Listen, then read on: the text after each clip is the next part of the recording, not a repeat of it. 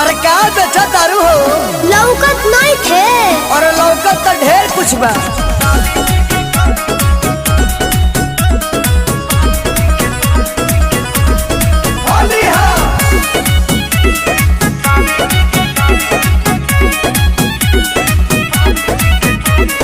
Market में बिके हर एक माल धस के, होली में चिखला न देत बनी हंस के।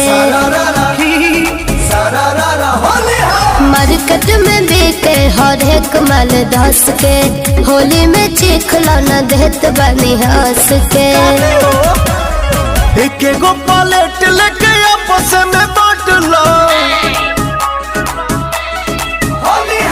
एक एगो पलेट लेके आपस में बांट लो। साली जी के काट लो या भाभी जी के चाट लो, साली जी के काट लो या भाभी जी के चाट लो।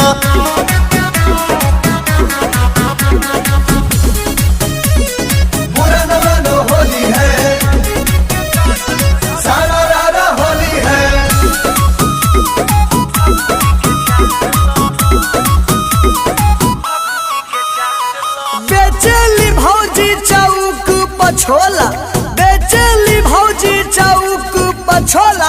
हाँ होली के बहार में लहार लूटे डोला बोलो होई रे। जाए तो काफी बा बे, होली भर माफी बा। लागत